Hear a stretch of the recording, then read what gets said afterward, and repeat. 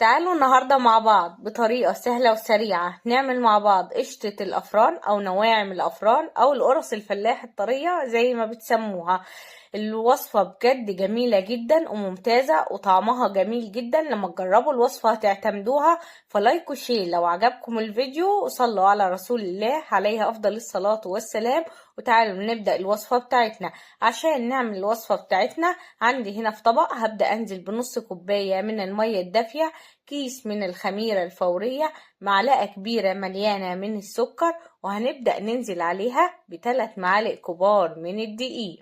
بعد كده ببدأ أقلب المكونات دول مع بعضيها لحد لما كله يمتزج ببعضه، كله يختلط كويس قوي. بعد كده ببدأ أغطيهم بطبق وأسيب الخميرة معايا لحد لما تتفاعل.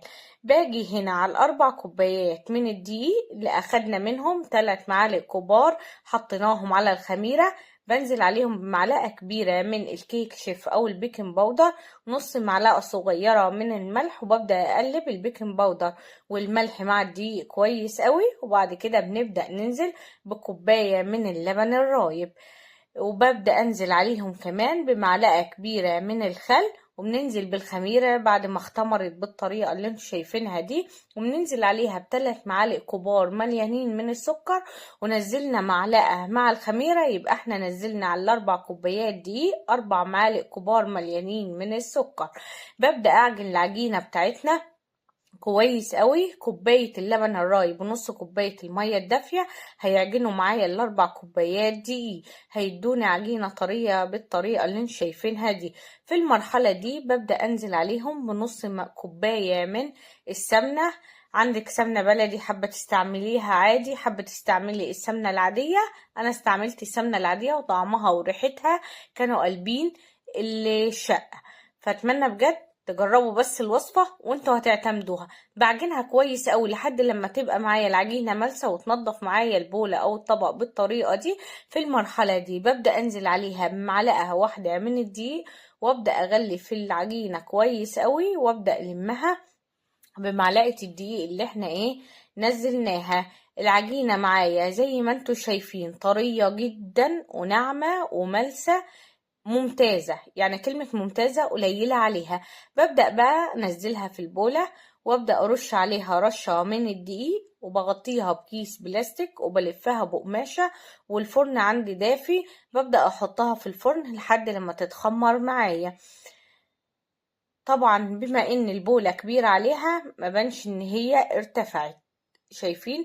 فبصوا هي اتخمرت معايا كويس قوي. شايفين العجينة خفيفة ازاي معايا؟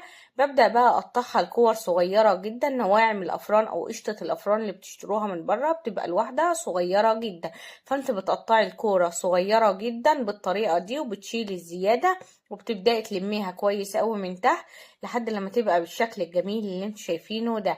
عندي هنا صينية مش مدهونة اي مادة دهنية، يعني ما فيهاش ولا زيت ولا اي حاجة. ببدأ ارص فيها القشطة بتاعتنا كلها جنب بعضيها. طبعا بسيب بينها وبين اللي جنبيها مسافة عشان احنا لسه هنرجع نبططها، ورجعت هترجع تختمر تاني وبعد ما تدخل الفرن، فعشان ما يلزقوش في بعضيهم.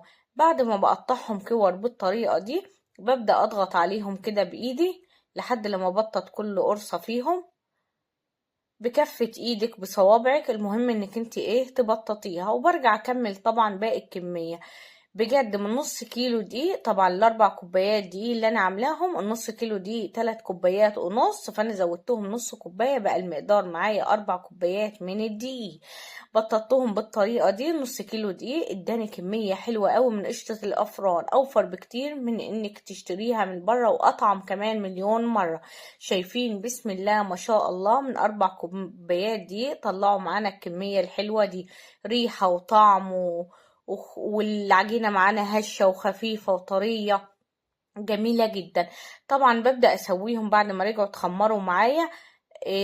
بدخلهم طبعا على الرف الوسطاني، شغال عليهم من تحت على اعلى درجة حرارة. اول ما بياخدوا اللون من تحت ببدأ اشغل لهم الشواية وسط من فوق لحد لما ياخدوا اللون كمان من فوق. في المرحلة دي ببدأ اخرجهم من الفرن.